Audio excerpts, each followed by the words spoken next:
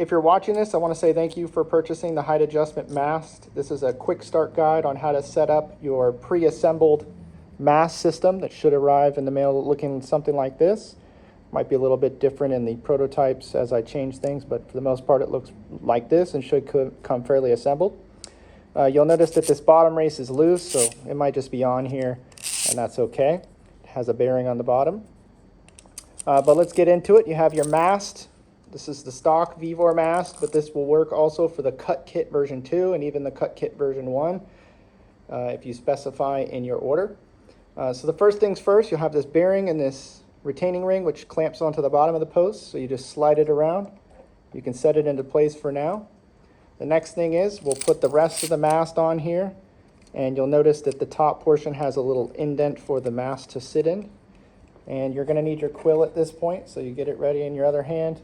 You can put your quill on the rod and then stick the forks, as you can see, around the quill. Just slides right over it, and then slide everything down into place. The top cap, make sure that the rod goes into the bottom bearing here. And then what you can do is you can make sure that the top cap is seated on the mast and tighten everything down with a hex key number 5 millimeters. 5 millimeter hex key. I think a 5/32 also works. So we'll tighten the top and the bottom here. Doesn't need to be too crazy tight, just snug enough so that things don't move around. And this should be fairly adjusted so that the rod is just at the bottom of the bearing. It might stick out just a little bit, and that's okay. But if you need to adjust it, I'll take the top off here. Oops, make sure I don't knock the mast over. You need to be careful while you're doing this. Now that I have this in place, I'll put my quick spin nut on here.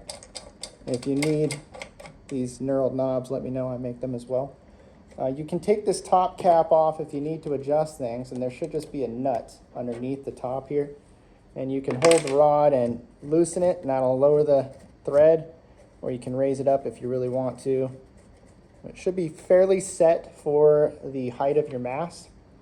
And then put your nut back on, or excuse me, your adjustment wheel on top, and just tighten that down with the 5 millimeter hex key.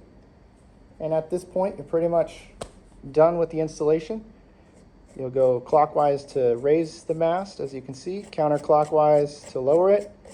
And depending on which iteration, I have a knob on top, either a handled version if you want, or a indent version like a scrub wheel. But that's pretty much it. If you have any questions, let me know. I appreciate, again, your support.